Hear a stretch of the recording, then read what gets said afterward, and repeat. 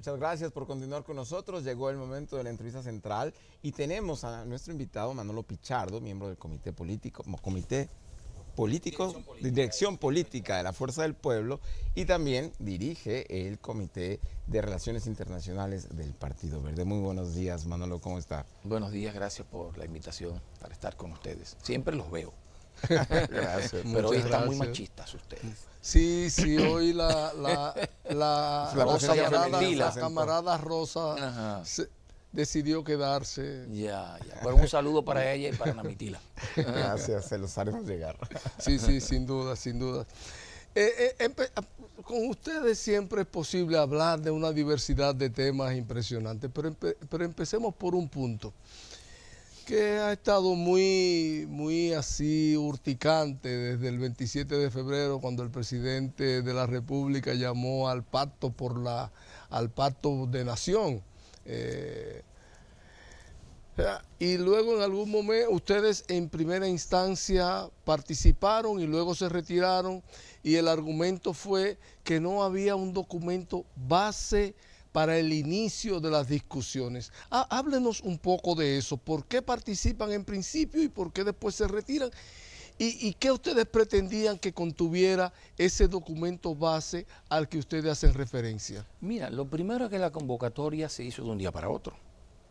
Nos llaman, hay una reunión de los partidos políticos, bueno, y hay un anuncio. Se hizo el 27 de febrero. Sí, y hay un anuncio del gobierno de que había una crisis en Haití y el país estaba en peligro. Se trataba de un tema de soberanía. Bueno, si tú me convocas de un día para otro y me dices que hay un tema de soberanía, lo más lógico es que nosotros vayamos, ¿verdad? Porque nosotros tenemos un compromiso con la soberanía de la República Dominicana. Y fuimos allí. Pero cuando vamos allá, inicia la reunión, el presidente de la República, el amigo Luis Abinader, empieza con el diagnóstico de lo que ocurre en Haití. Bueno, todos sabemos lo que ocurre en Haití, que las bandas controlan, que no hay un Estado funcional, todo. Bueno, eso lo sabemos todo. Bueno, ahora, ¿qué hay de nuevo? Porque nos convocan de repente, o sea, hay un peligro inminente para la República Dominicana, vienen en masa los haitianos, habrá una invasión, ¿qué es lo que pasa? Bueno, nada, entonces, luego del diagnóstico, él plantea crear 4 mesas para discutir el tema, diferentes temas, política exterior, control fronterizo, política migratoria y un tema que tiene que ver con el impacto económico que podría tener la crisis en Haití, de Haití en la República Dominicana. Bueno, pero es que eso lo hemos hecho antes. El CES, cuando se convocó, se creó una comisión o una mesa de trabajo para política exterior y no funcionó. ¿Por qué no funcionó? Del CES no salió nada. Lo único que salió fue la ley electoral, que no estaba en principio en carpeta y lo sugirió la Junta Central Electoral. Pero allí se discutió el tema de política exterior, no llegamos a nada. No sé, perdón por interrumpir, no se llegó a nada porque la semana próxima el director del CES está convocando que van a presentar resultados de sus diferentes mesas. Bueno, pero hasta ahora había, ¿qué pasó? En lo relativo, por ejemplo, a política exterior. No se llegó a nada porque el gobierno nunca presentó un documento. Todos los partidos políticos, yo estuve en esa mesa representando la Fuerza del Pueblo, no hubo nunca un documento. Esa comisión o esa mesa de trabajo se diluyó, desapareció y no hubo nada. Luego el presidente convoca otra reunión. Y bueno, todos vamos al Palacio y nosotros, yo estuve allí, participamos hasta que se redactó un documento. Y a lo que llegamos, al acuerdo fundamental que llegamos fue recorrer el mundo para sensibilizar a la comunidad internacional de que debe intervenir a Haití para buscar una solución definitiva a la crisis que padece Haití. Pero tampoco pasó nada. Yo no vi a nadie en ningún foro internacional, salvo el presidente de la República, de esos que estaban allí, que se supone que iban a ser comisionados para visitar al liderazgo internacional y, como se acordó, sensibilizar a la comunidad internacional. ¿Quién lo hizo? Lo hizo la Fuerza del Pueblo. Leonel Fernández estuvo en Europa, se reunió con el presidente Hollande y le pidió que se pronunciara para pedir a la comunidad internacional que vaya en auxilio, para no usar la palabra intervención, en auxilio de Haití. Lo hizo con otros líderes. Quienes habla también lo hizo. Le pidió al presidente del Parlamento Centroamericano un pronunciamiento, que lo hizo. Le pedí también al Parlasur que lo haga y lo hizo. Le solicité a algunos amigos expresidentes de la región también que se pronunciaron, perdón, y lo hicieron. Ahora, fuera de la fuerza del pueblo que cumplió, ¿verdad?, el compromiso asumido en aquella reunión, nadie lo hizo. Entonces, ¿qué ocurre ahora? Ahora ocurre que se nos convoca, pero ya se nos ha convocado varias veces. ¿Pero por qué se convoca esta vez? Esta vez se convoca porque el gobierno necesitaba una acción de manejo de crisis. ¿Y por qué una acción de manejo de crisis? Porque había sometido un proyecto de ley, el que se conoce como de trata, que comprometía la soberanía nacional y la integridad territorial del país. Y ese proyecto de ley tuvo un rechazo prácticamente unánime. Los partidos políticos, Pero la que sociedad usted no quiere civil. decir que esa convocatoria fue una convocatoria de contrapeso Claro. a una decisión anterior. Claro, fue una acción de manejo de crisis. ¿Por qué? Bueno, como ese proyecto de ley, que incluso hubo un debate entre el canciller de la República, el líder de nuestra organización política, Leonel Fernández, y nosotros como secretaría que también le respondimos, ¿verdad? Pero lo que buscaba el presidente con esta reunión era tratar de diluir aquel enfado que había en la población dominicana, porque lo intentó en el discurso del 27 de febrero. Recuerden ustedes que dejó el tema para último momento. Y entonces allí, de forma histriónica y como espectacular, habló de la soberanía nacional y todo aquello, tratando de sacar del debate el tema de la ley. Bueno, no lo logró, porque las redes sociales siguieron debatiendo el tema, los comunicadores siguieron debatiendo el tema, entonces de ahí surge la convocatoria urgente porque la patria estaba en peligro. Pero Manolo, el hecho de que ustedes salgan, que la Fuerza del Pueblo ya es un partido de importancia, que ustedes salgan de estas conversaciones. Es el partido más importante de la oposición. El hecho de que ustedes salgan de estas conversaciones también los saca de la posibilidad de llevar su propuesta, sus argumentos, cuando incluso en el día del lunes estaban los partidos políticos, se habían comprometido a presentar sus propuestas para la creación de estas subcomisiones que viajarán a Europa y Estados Unidos en busca de apoyo. Ustedes se quedan fuera. Pero es que ya las propuestas están. Es que nosotros firmamos un documento, todos los partidos políticos, en la convocatoria anterior. Qué novedoso, ahí no hay nada nuevo. Es la misma situación haitiana, es la misma situación de respuesta de la República Dominicana a la crisis haitiana. No ha variado nada, no pasa nada, nada nuevo. ¿Qué elemento nuevo hay? Igual, Haití sigue en su crisis, no hay autoridades electas, ni el primer ministro es electo, ni los senadores son electos, nada. Ahí hay un caos, ¿verdad? Que es el mismo caos que había cuando se convocó al CES, que es el mismo caos que había cuando se convocó a la reunión segunda en el Palacio Nacional. O sea, no ha variado nada. Y el documento lo hicimos. Bueno, pongamos en marcha el documento. No, no es el documento, no es nada nuevo. Lo que pasa es que querían sacar aquello del debate nacional y además quieren entretener a los partidos políticos que tienen que estar haciendo oposición a las improvisaciones, al manejo torpe de la crisis económica que hay en la República Dominicana. Entonces nos quieren sacar del juego, pero nosotros tenemos la responsabilidad de seguir haciendo oposición.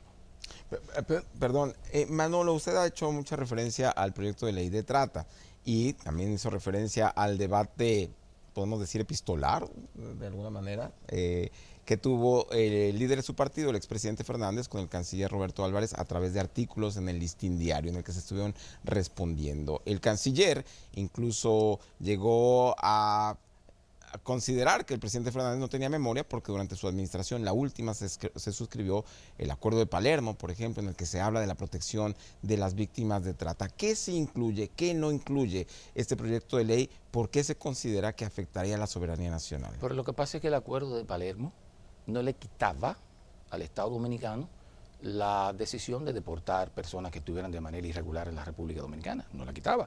Y además no fue un proyecto de ley ni nada del presidente de la República, fue un convenio firmado por el Congreso de la República que publicó el presidente.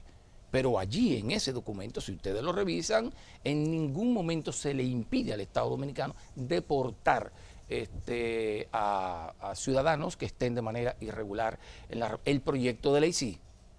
Pero habla de víctimas de trata, no de migrantes. No, lo que pasa es que cuando define víctimas de trata y ciudadanos que vienen de manera irregular, no está claro y se confunde. Y entonces, ¿qué pudiera ocurrir? Que cualquiera entre y puede decir que es un refugiado víctima de trata, porque no está claramente definido en el proyecto de ley. Y cualquier persona pudiera venir al país y tener derecho, según ese proyecto de ley, a seguridad social, a una vivienda, a un carnet o una cédula de identidad, ¿verdad? Y todo eso financiado con impuestos del pueblo dominicano. Incluso cuestiones de las que no disfrutan los dominicanos. Acceso a salud, acceso a educación, de refugiados que tienen derecho incluso a traer sus familiares, ¿no? Y entonces tú no sabes si son realmente refugiados víctimas de trata o víctimas de la delincuencia o si son ciudadanos irregulares. Entonces, esa confusión, económicos. claro, exacto, inmigrantes económicos. Entonces, esa confusión, ¿qué iba a generar? Una estampida hacia la República Dominicana, y entonces sí ponía en riesgo la soberanía y la integridad territorial. Manolo, vuelvo sobre el tema del documento base al que ustedes hacen referencia y que no había un documento base.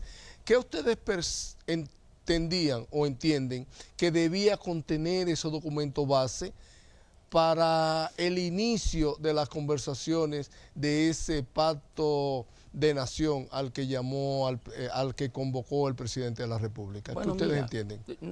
El gobierno está en libertad de decir en un documento qué es lo que debe hacerse, ¿verdad? O sea, nosotros no podemos decir, ni esperábamos nada tampoco. Nosotros hace un tiempo sí redactamos un documento y fijamos nuestra posición respecto al tema haitiano. Hace un tiempo, en una rueda de prensa que incluso yo presidí. ¿Y qué planteábamos allí? Bueno, eso, la intervención de la comunidad internacional para que en principio, diríamos, controlar la violencia.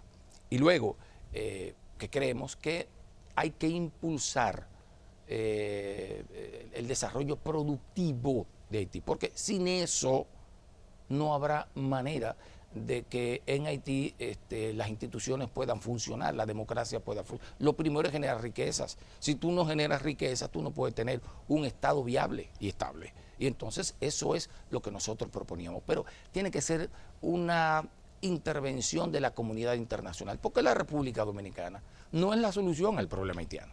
Esa es nuestra posición. Pero, ¿y qué se está haciendo?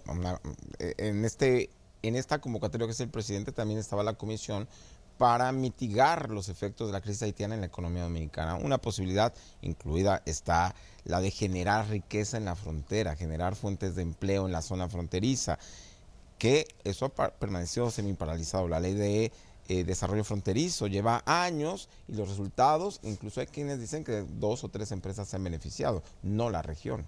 Pero que eso no es nuevo. Eso se va a discutir en una de las... pero no es nuevo. Es que todo se ha dicho. Todo está discutido respecto al tema haitiano. Todo está discutido. La cuestión es trabajar en ello, poner en acción todo lo que hemos discutido. Y el Estado puede hacerlo. Control fronterizo, bueno, ahí tenemos el ejército. Nosotros tenemos, se habla también de dominicanizar la mano de obra. Bueno, pero hay una ley, es la ley de trabajo 80-20, que establece 80-20. Todo está ahí. Bueno, vamos a aplicar las leyes de la República Dominicana, porque todo está claro. ¿Qué es lo que vamos a discutir? Lo que nosotros vamos a discutir no es lo que puede hacer República Dominicana para cubrirse de los posibles efectos de la crisis, es lo que debe hacer la comunidad internacional para buscar una solución definitiva a Haití. Es en eso que tenemos que enfocar. Pero en ese escenario, ¿qué podemos nosotros discutir como nación de lo que puede hacer la comunidad internacional? Bueno, ¿Qué podemos ese discutir? Es el tema, sensibilizar a la comunidad internacional para que vaya en auxilio de Haití. Es lo más que podemos hacer. Ahora, ¿la comunidad internacional está interesada en Haití? No. No es una prioridad geopolítica para nadie. ¿Qué importancia ahora para Occidente? ¿Qué es lo importante? África, que la está perdiendo, porque ya la perdió. Eso es una prioridad. Pero no Haití, ¿qué hay en Haití? En Haití no hay litio. Litio hay en Chile, litio hay en Perú, litio hay en Argentina, donde está el 60% del litio, ¿verdad? Y que es un interés, diríamos, para los Estados Unidos, por ejemplo. Entonces, si hay que intervenir allí, bueno, allí sí. Si hay que dar un golpe de Estado y quitar un presidente, para nosotros poder entonces tener la manera de negociar y que nuestras empresas puedan sacar el litio, eso sí. Entonces, allá pueden haber intentos de golpe de Estado, de control del Estado y todo eso, pero en Haití no hay, Haití no importa. Haití no importa. Pero, Ese es el problema. Manolo, usted que es un conocedor así de la política internacional, ¿qué usted ve en Haití así a corto y mediano plazo? ¿Qué usted ve como salida, digamos, política así inmediata? Que pienso que fuera de lo económico, su situación, su crisis política es la principal situación por la que atraviesa. ¿Qué usted ve en lo inmediato? ¿Qué información usted maneja? Mira, lo que pasa es que lo económico define lo político. Decía Juan Bosch que como va la economía va la política. Y el problema es que allí no hay un aparato productivo que genere riquezas. Y mientras eso no exista, ¿qué va a pasar allí? La gente no tiene que comer, la gente no tiene empleo, la gente no tiene asistencia de salud, la gente no tiene nada. Bueno, hay un desorden, hay un caos y así no puede funcionar nada. Lo primero es resolver la cuestión material en Haití. Si tú no resuelves el tema material, las cuestiones existenciales de ese pueblo, ¿verdad? Entonces, hasta que eso no se resuelva, la crisis va a estar. Y en eso es que tenemos que enfocarlo. No es militar nada más. Claro. No es un tema militar, que es necesario, ¿verdad?, para controlar la violencia. Pero luego de eso, ¿qué va? Un mini plan Marshall, plantean algunos.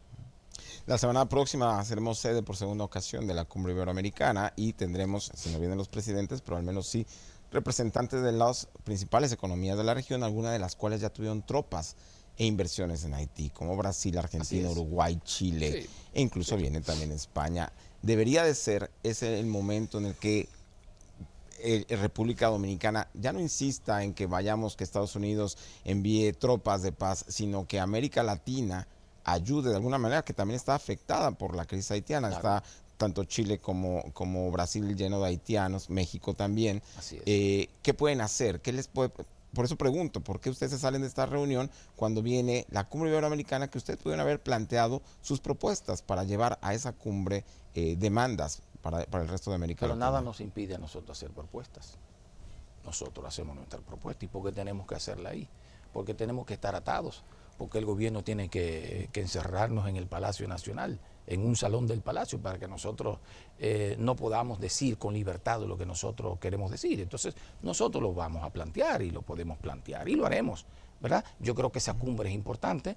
Yo creo que de allí pudiera salir una propuesta de solución de largo plazo a la situación haitiana. Yo creo que es una gran oportunidad para que nuestros países tomen conciencia de que hay que ir en auxilio de Haití, porque ya el tema migratorio, como tú decías, no nos impacta solo a nosotros. Ahora hay un montón de corredores. Hay un corredor por Guatemala, hay un corredor, se van hasta Brasil, para desde Brasil cruzar todo el Amazonas y llegar a los Estados Unidos. No, ya no solo es Puerto Rico, ¿verdad?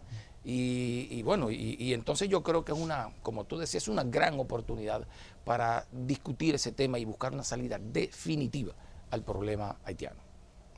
Y ese problema, cuando usted señala que hay que promover que la República Dominicana salga a los escenarios internacionales, a hablar del tema, a invocar la situación de Haití, me retrotrae al pasado. Yo recuerdo que desde el primer gobierno justamente del doctor Fernández, 96 y 2000, desde esa época vemos a los presidentes dominicanos hablar de la situación haitiana e implorarle a los organismos internacionales la necesidad de poner la mano ahí en esa llaga de esa nación, y no ha pasado nada o prácticamente nada. Tenemos otras instituciones que yo creo que pueden tener mayor interés, que es la CELAC.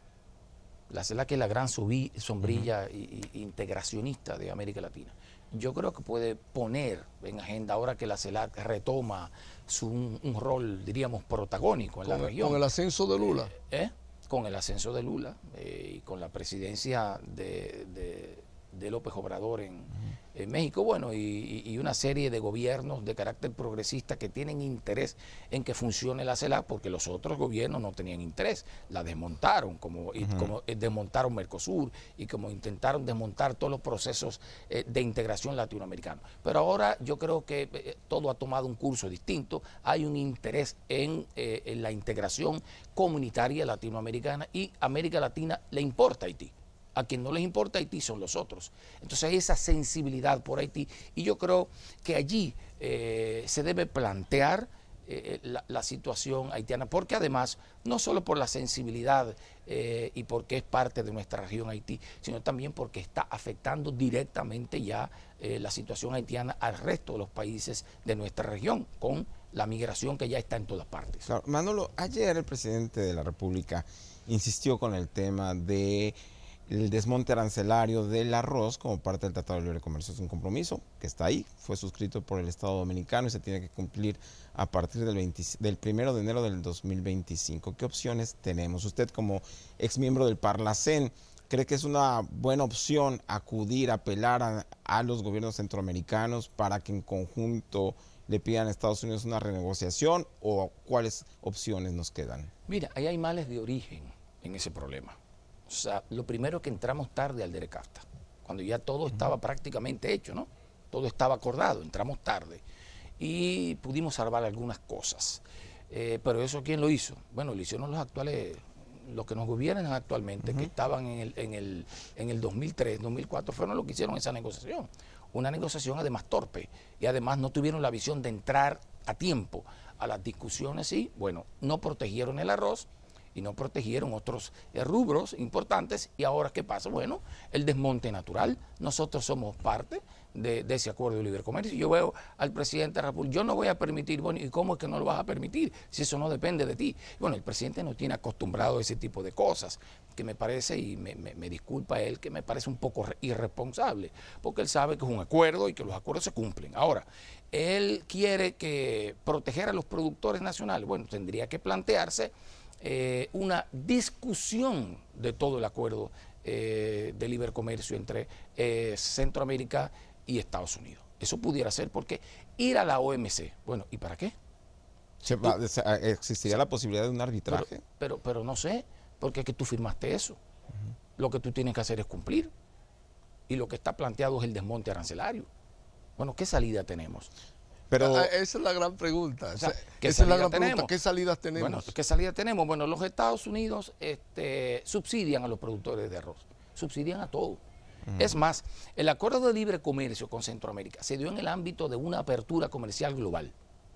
Y ahora Estados Unidos está retrocediendo, se está convirtiendo en el principal protector, ¿no? Entonces está como en un proceso de desglobalización. El protagonista de la desglobalización es Estados Unidos, con el proteccionismo. Entonces hay una situación bastante difícil. Estados Unidos ahora está en un proceso de protección de sus intereses, ¿no? Incluso violando las normas de la OMC.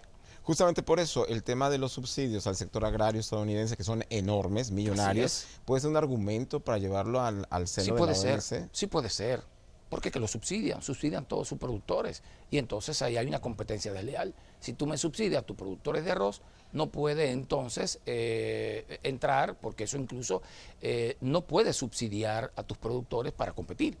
Y entonces ahí eso sí te plantea un argumento, puede plantear un argumento para llevar este caso a la OMC. Eso pudiera ser, pero no decir yo no lo permito. Bueno, porque tú no puedes engañar a la población, porque tampoco la población es tan tonta, ¿verdad? Pero Manolo, digamos que el presidente fuese el doctor Fernández y que usted, digamos, en una posición importante tuviera que hacerle alguna recomendación técnica específica para salvar esta situación. ¿Cuál sería su sugerencia? Bueno, lo primero es consultar qué se puede hacer.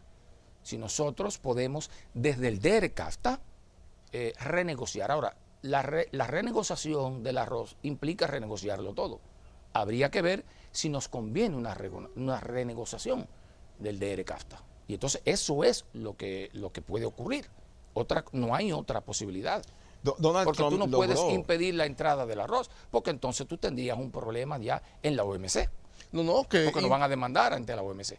Entonces, lo que nosotros recomendaríamos es ver la posibilidad de una renegociación. Ahora, pudieran haber riesgos en una renegociación para la República Dominicana. Hay que evaluar eso también. Y la otra posibilidad es consultar si podemos ir a la OMC. ¿Por qué? Porque el arroz realmente, como se sabe, está siendo, diríamos, bombardeado, podríamos decir. no, bombardeado, afectado. o sea, protegido en Estados Unidos y entonces entraría aquí y quebraría los productores nacionales, porque la verdad es que sería más barato el arroz que llegaría importado desde los Estados Unidos que el arroz que se produce en la República Dominicana, debido a los subsidios. Justamente cuando comenzó lo que usted llama proteccionismo estadounidense fue con Donald Trump, cuando Así se es. agravó. Y él logró una renegociación, otro tratado de libre comercio, del Así es. primero que había existido, el Tratado de Libre Comercio de América del Norte, Sí. el CAFTA. NAFTA, El NAFTA, en el inglés, NAFTA. Los el países TLC, norteamericanos. Exacto, y ahora lo convirtieron en el TEMEC. Hubo cambios sustanciales, una negociación muy compleja. Así es. ¿Existiría esa posibilidad de que, pero estamos hablando de que aquí no son 3 países, estamos El hablando de que problema aquí son es 7 que no depende de la naciones? República Dominicana. Habría que ver cuál es la posición de los diferentes gobiernos, si es de su interés el tema del arroz. Porque pudiera ser que ellos se metan en una discusión por el tema dominicano de su arroz y se perjudique en una negociación con otras cuestiones de su interés. Entonces, eso habría que verlo. Pero lo que yo les recomendaría al gobierno dominicano es explorar esa posibilidad, ver los riesgos que se pudieran correr si nosotros sentamos una renegociación del DR-CAFTA y también ver la posibilidad de si podemos llevar el tema a la OMC. Pero eso de decir, yo no lo permito, es un absurdo completo. Manolo, es imposible tener un dirigente de su nivel, de un partido importante, y no entrar en el tema obligatorio prácticamente, que es el tema político, así como decía un buen amigo y comentarista de televisión, la pelótica nacional. Sí. Entonces, ¿cuál es la visión suya ahora mismo del escenario político electoral en la República Dominicana? Bueno, mira, según las encuestas, ustedes son comunicadores, por lo tanto están bien informados. Yo sé que este grupo también tiene informaciones de primera mano, y partiendo de esas informaciones que tienen ustedes, que tienen los otros partidos y que tenemos nosotros, hay una especie de cara al proceso electoral venidero de polarización entre el presidente de la República, Luis Abinader, y el compañero Leonel Fernández. La última encuesta que nosotros tuvimos, que es de enero, plantea el siguiente escenario. El presidente de la República, un 38.8% de preferencia del electorado, y Leonel Fernández, un 38.2%. Eso es empate técnico. La otra organización política, el que todavía no es candidato de esa organización, tiene, me parece que un 14%, un 13 y tanto, redondeándoles un ¿Y por un qué usted 14%. dice la otra organización política y no dice su nombre? ¿Ah? ¿Por qué usted dice la otra organización política? Bueno, porque yo no puedo ser promotor yo promuevo la fuerza. Pero es del que hay pueblo. muchos partidos, o sea, se puede entender cualquier cosa. Cuando uno dice la otra No, organización el partido política. que todo el mundo sabe que está en tercer lugar ahora, y del que nosotros salimos. Exacto. Esa organización política está en esa situación. Y hablando de esas salidas, de las fugas o trasiego de políticos, el PLD Trasiego. Eso es la palabra trasiego, no la otra. ha insistido mucho en el transfugismo y en La condenar el usó. transfugismo. Pero hemos visto muchos movimientos que van desde la oposición, desde el PLD, dice el PRM, que también de la Fuerza del Pueblo hacia el PRM. Y hoy, justamente Pero de en la el fuerza día del de hoy, pueblo, o sea, el PRM, ¿quién? nos han dicho ¿Pero de dirigentes no importantes. Y en el día de hoy tenemos incluso una convocatoria de miembros de la Fuerza del Pueblo que dicen que van a fundar su propio pero eso partido. no. La información que tengo, no sé si es así, la información que tengo es de una persona que hace mucho tiempo estuvo muy cerca del presidente Leonel Fernández. Creo que esa es la información, que estuvo cerca de comunicaciones, de prensa. Que fue su vocero. Pero él se desligó de nosotros hace mucho. O sea, no pueden atribuirnos a nosotros que se fue. Habría que atribuírselo al PRM. porque él está en el PRM y en el gobierno hace mucho. Es un tuitero del PRM. Si tú buscas su cuenta de Twitter, está tuiteando. Bueno, los compañeros le dicen el tuitero del PRM. Entonces no es una baja de la Fuerza del Pueblo, es una baja del PRM, que tampoco es una baja, porque parece que el PRM ahora está usando la estrategia de, para no llevarse directamente a la gente, está poniéndolo a que formen partidos y movimientos, ¿verdad? Y entonces de esa forma se evita el debate de que está comprando personas, entonces crea movimientos o partidos políticos que no son partidos nada, entonces luego para llegar a un gran acuerdo electoral de apoyo. Y entonces con eso se evitan aquello del transfugismo y ese debate incómodo que se genera en torno a estas mudanzas que se están produciendo con propósitos electorales. ¿Y cuál es la lectura que en algún momento ustedes han señalado que también han sido afectados por estas denominadas compras que se están dando, sobre todo de alcaldes? Lo están ayudando, como dice el pueblo, lo están engrasando bastante a esa gente. Y entonces se le ofrecen cosas, los tientan y bueno, y la gente sucumbe. Pero y han sucumbido. El PLD... La mayoría de los que han sucumbido no son de nuestro partido, son de otra organización que tiene una hemorragia, ustedes lo saben. Pero también los hay de ustedes. Sí hay, te diré, hay como 4, ¿verdad? Pero de lo otro no, de lo otro es una manada, o sea, es en manada aquí y uno que otros allá, pero en manada hacia acá, que se produce diario, eso es diario y se seguirán produciendo, incluso de figuras importantes, porque ven aquel proyecto como no viable y entonces están acudiendo a la Fuerza del Pueblo porque entienden lo siguiente, que es en torno a la candidatura del compañero Leonel Fernández que se reunificarán las fuerzas juchistas para retomar el poder. Y lo están entendiendo. Después del discurso de rendición de cuentas del presidente, todos nos dimos cuenta que el propio presidente había elegido al expresidente Leonel Fernández como contrincante cuando comparaba su administración con la del 2011, es decir, un año previo a las administraciones de Danilo Medina. Después de esta elección, digamos, que hizo el propio presidente de la República, ¿han pensado ustedes en algún tipo de alianzas, por ejemplo, con la ex vicepresidenta y ex primera dama Margarita Cedeño? ¿Han tenido algún tipo de acercamiento, dado que a todas luces nos quedó la impresión de que ella resultó muy inconforme con la consulta interna del PLD? Lo primero que yo quiero aclarar que el presidente de la República no eligió a Leonel Fernández como su principal contendor. Lo eligió el pueblo a nivel de la simpatía. Lo que pasa es que como él tiene las encuestas y sabe que su competidor principal, su contendor principal es Leonel Fernández, se tuvo que referir a él. Y entonces todos los cañones ahora del gobierno están encima de Leonel Fernández. Él no lo eligió el pueblo por su simpatía. Ahora, ¿qué vamos a hacer? Bueno, evidentemente que nosotros vamos a crear un frente opositor. Se gestará un frente opositor. Y ahí estarán partidos políticos que tradicionalmente estuvieron cerca del compañero Leonel Fernández en los procesos electorales anteriores. Y hay muchos compañeros de esa fuerza política que tú mencionas que están llegando, seguirán llegando, en la próxima semana se darán cuenta que van a seguir llegando. Y eso es lo que va a garantizar que se cree un bloque bastante fuerte y poderoso para ganar las elecciones. ¿Y han tenido contacto con ese partido del que usted fue miembro, como usted señalaba ahorita? ¿Han tenido contacto ustedes con el Partido de la Liberación Dominicana como para que se integre a ese frente opositor al que usted hace referencia? Nosotros no tenemos, diríamos, conversaciones formales. Tenemos conversaciones, son nuestros compañeros y amigos. Y hablamos con ellos siempre, con miembros del comité político, con otros dirigentes, permanentemente estamos hablando con ellos, pero ellos tienen que seguir en su estrategia electoral y nosotros tenemos que seguir en la nuestra. Vamos a ver lo que ocurre en los próximos días. Pero no se ha hablado de que se integren a ese frente opositor al que usted se referencia. Todavía no hemos llegado a ese punto. Veo que José Francis ha hecho un llamado a que se cree un frente opositor en el que ellos sean parte.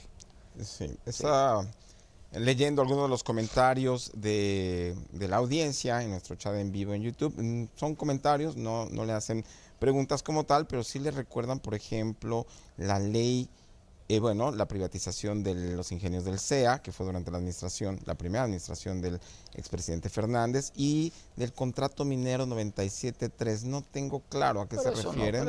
Pero eso es todo falso. Mira, lo primero que aquí no hubo venta a las empresas públicas, hubo una capitalización de las empresas. Y quiere el PRM satanizar la capitalización de las empresas. Pero en el programa de gobierno de José Francisco Peña Gómez, en el 94, estaba la privatización. En el programa de gobierno, que nadie puede acusar a Juan Bosch de entreguista, ni de conservador, ni nada de eso, estaba planteado la venta de las empresas públicas que no eran productivas.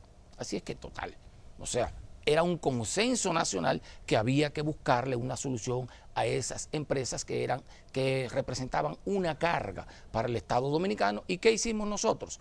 Contrario a lo que planteó el compañero Juan Bosch en su momento, o lo que planteó Peña Gómez, se capitalizaron.